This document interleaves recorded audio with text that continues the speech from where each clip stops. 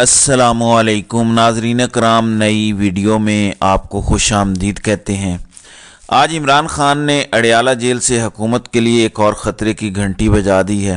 Article کے حوالے سے بھی آج انہوں نے واضح انداز میں بتایا ہے کہ دا اکانومسٹ کے اندر انہوں نے کس طرح یہ آرٹیکل بھیجا۔ اس حوالے سے بڑی بریکنگ نیوز ہے جو اس وقت آپ کے سامنے رکھنی ہے۔ دوسری طرف وہی ہوا جس کا ہمیں اندازہ تھا۔ قاضی فائز عیسیٰ کی سربراہی میں جو ایک بینچ بنایا گیا تھا تاحیات نااہلی ختم ہو گئی ہے۔ اب نواز شریف کا آخری رستہ صاف ہوا ہے اور ساتھ پوری شریف فیملی کی رکاوٹیں دور ہوئی ہیں۔ یہ فیصلہ 6-1 سے آیا ہے اور اس کے اندر مختصر فیصلے میں کیا لکھا گیا ہے یہ بھی آپ کو بتائیں گے۔ پھر آروز نے جس طرح تحریک انصاف کے امیدواروں کے کاغذات نامزدگی مسترد کیے عدالتوں کے اندر، اب اس حوالے سے بڑی سنجیدہ سوالات اٹھے ہیں، لیکن اس کے باوجود سپریم کورٹ آف پاکستان نے اس حوالے سے کوئی ایکشن نہیں لیا۔ یہ بھی میں آپ کے سامنے رکھتا ہوں۔ ناظرین اکرام، سب سے پہلے ہم آروز کی بات کرتے ہیں۔ اب مسلسل جب یہ معاملات عدالتوں کے اندر گئے ہیں تو وہاں پہ یہ چیز سامنے آئی ہے کہ کاغذات نامزدگی جن لوگوں کے مسترد کیے گئے اس کی کوئی گراؤنڈز ہی نہیں تھی، چونکہ وہ قانونی حوالے سے کوئی ان کی تربیت نہیں ہوتی۔ ایکس سی این ہے، کہیں پہ ڈپٹی کمشنر ہے، کہیں پر کوئی اور 18-19 گریڈ کا آفیسر ہے، تو اس کے ذریعے یہ سارا کام کیا گیا۔ اس معاملے کے اندر کراچی میں آج ایک عدالت کے اندر یہ سماعت ہوئی۔ سندھ ہائی کورٹ کے اندر ریٹرننگ افسران کے فیصلوں کے خلاف تحریک انصاف کی اپیلوں پہ یہ سماعت ہوئی ہے اور الیکشن ٹریبیونل نے ریٹرننگ افسران کے فیصلے کالعدم قرار دیے ہیں۔ جسٹس عدنان کریم نے یہ سماعت کی اور جن ریٹرننگ افسران نے یہ کاغذات مسترد کیے ان پر برہمی کا اظہار کیا اور کہا کہ آہستہ آہستہ معاملات ریٹرننگ افسران کی طرف بڑھ رہے ہیں۔ کیا ریٹرننگ افسران کو کوئی تربیت نہیں دی گئی تھی؟ جس پر نمائندہ الیکشن کمیشن نے کہا کہ 3 دن کی ٹریننگ دی ہے، جس پر عدالت نے کہا کہ کوئی ریٹرننگ افسر غلط کام کرتا ہے تو الیکشن کمیشن اس کے خلاف کارروائی کا اختیار رکھتا ہے۔ کیا الیکشن کمیشن نے یہ جو ریٹرننگ افسران نے فضول میں لوگوں کے کاغذات مسترد کیے ہیں اس پر کوئی کارروائی کی ہے؟ بظاہر غیر ضروری معلومات کو بنیاد بنا کر امیدواروں کے کاغذات نامزدگی مسترد کیے گئے۔ الیکشن ٹریبیونل نے پی ایس 117 حسنہ ندیم ان کی اپیل منظور کی، پھر P S 116 Amjad Khan, P S 118 حسن زیب کو بھی اہل کیا ہے۔ تو یہ سوالات بڑے سنجیدہ ہیں اور یہ آج چارج شیٹ ہیں ان آروز کے خلاف جنہوں نے دھڑا دھڑ تحریک انصاف کے کاغذات نامزدگی صرف ایک سکرپٹ کے تحت مسترد کیے۔ تو اب ان کے فیصلے ریورس ہونا شروع ہوئے ہیں اور بہت سارے لوگوں کے فیصلے جو ہیں وہ ریورس ہوئے ہیں۔ ناظرین اکرام، سائرہ بانو نے ایک جملہ بولا تھا اور وہ جملہ بڑا تاریخی تھا۔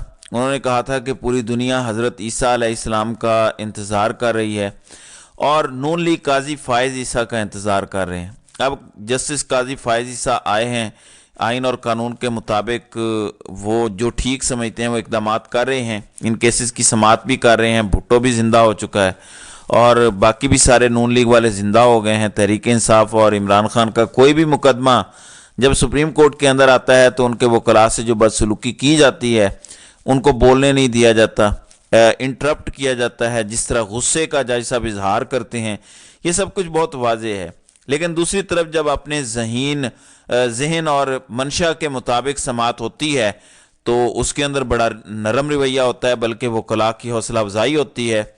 اب تاحیات نااہلی پر بہت سارے لوگوں کی رائے ہے کہ یہ تاحیات نااہلی نہیں ہونی چاہیے۔ اب اس کا بینیفٹ ظاہر ہے عمران خان کو بھی پہنچے گا۔ عمران خان پر جو موسٹلی مقدمات ہیں وہ بوگس ہیں۔ اب یہ جو کہا جا رہا ہے کہ یہ لیول پلینگ فیلڈ ہے تو اس کا فائدہ عمران خان کو پہنچ جائے گا۔ اصل میں عمران خان کے خلاف کوئی اس طرح کا سالڈ کیس ہے ہی نہیں، فیک کیسز ہیں جو موسٹلی نظر آ رہے ہیں۔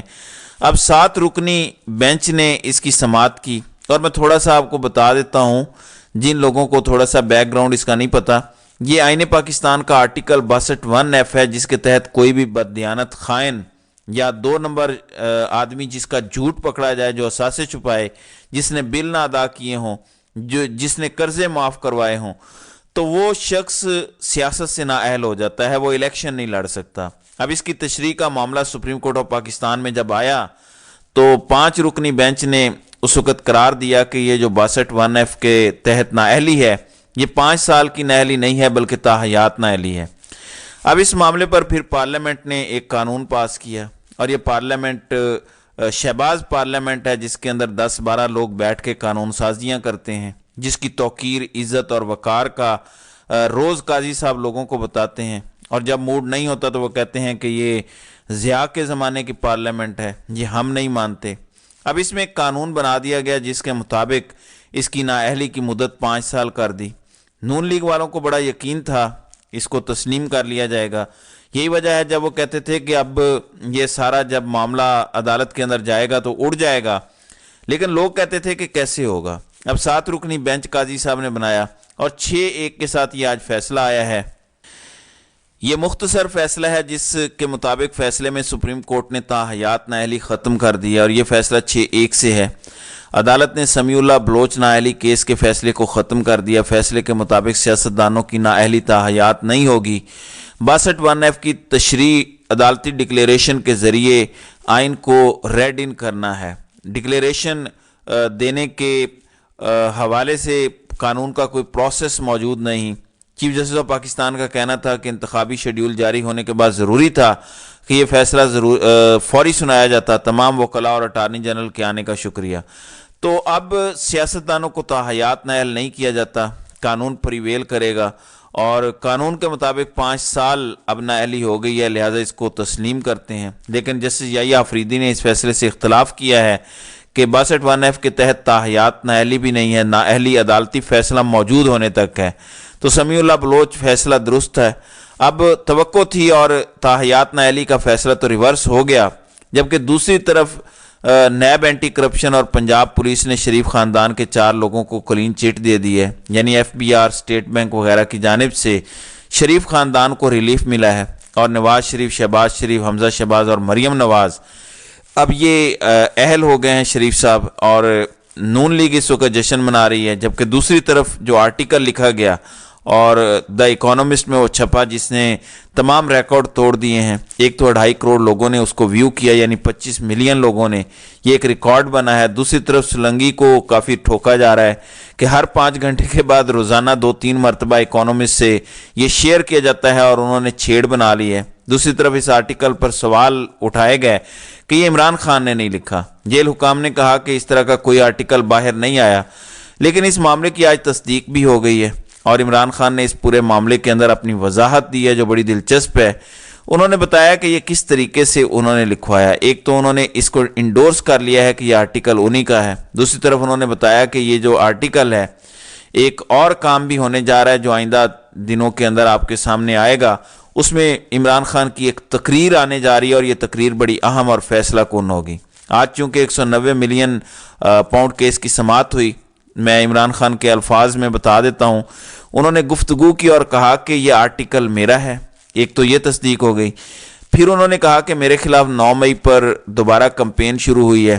پی ٹی وی اور تمام ٹی وی چینلز کو اب یہ کہا جا رہا ہے کہ 9 مئی سے بڑا تو کوئی سانحہ ہی نہیں ہے۔ انہوں نے کہا کہ یہ لوگ میرے خلاف 9 مئی واقعات کی انکوائری کر رہے ہیں جو ہمارے خلاف سازش تھی۔ عمران خان نے کہا کہ 9 مئی ہمارے خلاف ایک سازش ہے۔ GHQ کور کمانڈر اور اسلام آباد ہائی کورٹ میری گرفتاری کی CCTV فوٹیج کس نے چوری کی اس کو تلاش کریں، سب کچھ یہاں ہوگا۔ یعنی ان کے کہنے کا مطلب واضح ہے کہ جنہوں نے یہ ویڈیو CCTV فوٹیجز چوری کی ہیں اصل میں 9 مئی کرنے والے یہی ہیں اور پھنسانے والے یہی ہیں، اور PTI کے خلاف یہ سازش ہے۔ بین الاقوامی جریدے میں چھپنے والے کالم کو میں آن کرتا ہوں، میں نے کالم لکھ کر نہیں بھیجا، زبانی ڈکٹیٹ کروایا تھا۔ آئندہ ہفتے میری ایک تقریر بھی سوشل میڈیا پر آ جائے گی۔ آج کل آرٹیفیشل انٹیلیجنس کا زمانہ ہے، تو عمران خان اڈیالہ جیل سے تقریر کرنے جا رہے ہیں۔ یہ آج انہوں نے بڑی بریکنگ نیوز دی ہے۔ الیکشن ہر صورت ہونے ہیں، الیکشن ملکی معیشت اور سیاسی استحکام کے لیے انتہائی ضروری ہیں۔ ہمارے لیے الیکشن مشکل لڑنا کر دیا گیا ہے، اس کے باوجود الیکشن بر وقت ہونے چاہیے۔ یہ صحافیوں کے ساتھ انہوں نے آج گفتگو کی ہے، 9 مئی کے حوالے سے بھی، اپنی تقریر کے حوالے سے بھی، اور ساتھ ہی انہوں نے بتایا کہ کس طریقے سے ان کی ایک تقریر آنے جا رہی ہے، اور وہ بھی اڈیالہ جیل سے۔ عمران خان جب گرفتار ہوئے ہیں یہ ان کی دوسری تقریر ہوگی، اور ان ساری چیزوں پر تحریک انصاف نے مشاورت کر لی ہے۔ اس کے نکات جو ہیں وہ عمران خان نے تیار کروا دیے ہیں، اور یہ تقریر پوری دنیا سماعت کرے گی۔ یہ ایک بڑی اہم ڈیولپمنٹ ہے کہ انہوں نے تسلیم کیا ہے کہ یہ آرٹیکل بھی انہی کا ہے، اور تقریر بھی اب آنے جا رہی ہے۔ اس کے بعد کیا ہوگا وہ بھی ہم دیکھیں گے. پھر ویوز کی کیا صورتحال ہوگی وہ بھی جلد ہمارے سامنے آ جائے گا. تو ناظرین کرام، آپ کی اس ویڈیو کے حوالے سے کیا رائے ہے؟ آپ اپنی رائے کا اظہار کامنٹ سیکشن میں ضرور کیجیے گا.